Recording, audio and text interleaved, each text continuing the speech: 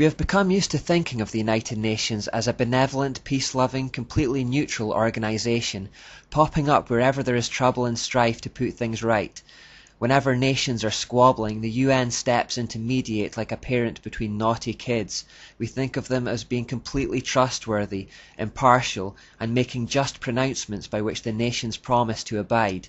No one really examines this overarching body. The way to think of the UN is like a smartphone. When you get your smartphone, it doesn't do much by itself. What you have to do to make it useful is download applications or apps.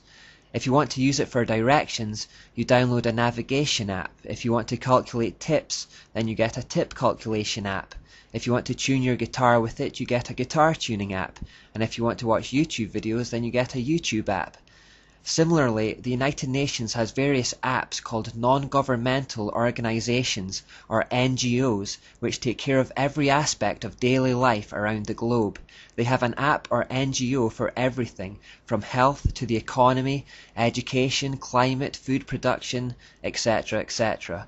In that respect, they have their hooks in every single area of life around the world.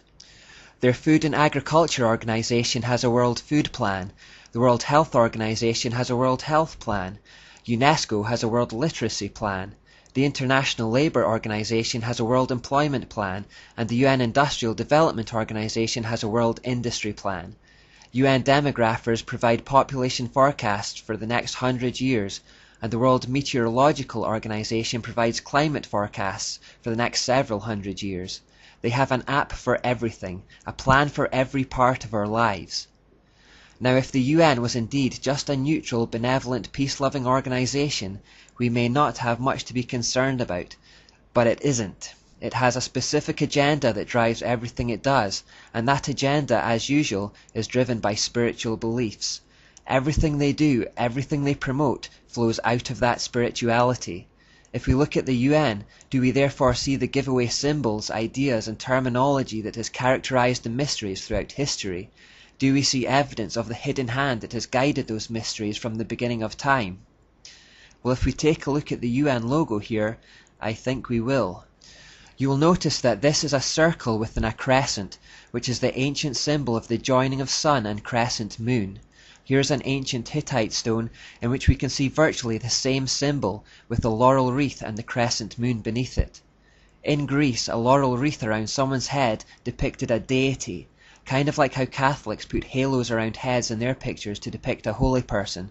So in the Olympic Games, for example, which was born in Greece, when you see athletes having laurel wreaths placed on their heads on the podium, this signifies that they have become immortal in their victory, as gods.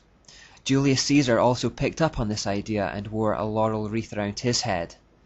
So the laurel wreath around the planet may also have a pantheistic element of deifying the earth.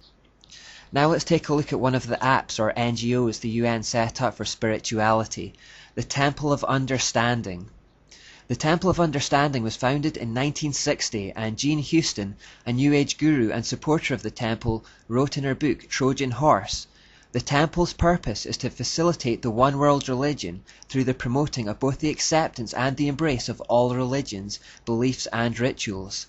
The Temple of Understanding's meditation room was to be known as the Hall of Illumination, where the Illuminati, masters of wisdom, or leaders of the Temple of Understanding, will train the public in the new humanistic cult to create a new type of mystic."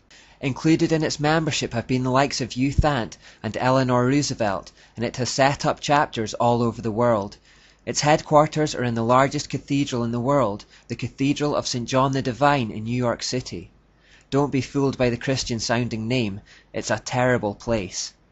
Its building was partly funded by the Grand Master of the Masons of New York and featured on the front page of the Masonic World magazine in 1925. Amongst other things, it is notorious for displaying a female Christ figure and was one of the first to promote the ordination of homosexual clergy in the 1970s. It is a stronghold for several other occult organizations and New Age philosophies. As the mother institution of the New Age movement in the United States, its goal is to eclipse what they call the Age of Pisces with the Age of Aquarius. That's the astrological way of talking about the move from the modern era into the postmodern era that we looked at earlier. This building also has links with the cult of the People's Temple that was started by Jim Jones and which ended in mass murder. Every year at Halloween, this Masonic temple cathedral hosts a ceremony called the Grand Procession of the Ghouls, in which demons, ghouls and monsters walk through the sanctuary to macabre organ music. Here we also see a pagan coven engaging in a ceremony dedicated to Lucifer called Lucia. The Temple of Understanding has full UN accreditation and has been a key NGO in the spiritual department of the United Nations. 12 individuals listed as directors or advisors of the Temple of Understanding are also members of the UN's Global Forum Councils. Those forums have in the past welcomed numerous speakers who've openly supported a neo-pagan world religion. James Lovelock, for example, said that Gaia was the giver of life and had the capacity to heal herself, but that humans were cancers or parasites to this goddess Gaia, an illness too overwhelming for her to heal herself. Al Gore has also been a guest several times at the Cathedral of St. John the Divine, where he hinted at a pantheistic worldview, saying that God is not separate from the earth. Another member of the board of directors of the Temple of Understanding is Thomas Berry.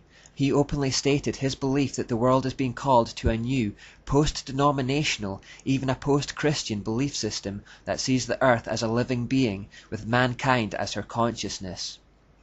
Madeleine L'Engle, one of the Temple of Understanding's founders, gave courses inside the Temple of St. John the Divine, initiating worshippers into shamanism, out-of-body experiences, astral projection, the tarot, fortune-telling, psychic powers, yoga, sexual magic, astrology, abortion, and especially earth worship. This is the spirituality at the core of the United Nations, and the one it promotes around the world. They want the New World Order to be built on this kind of paganism, the whole world under the mystery religion, and we'll look more at this in the next few parts.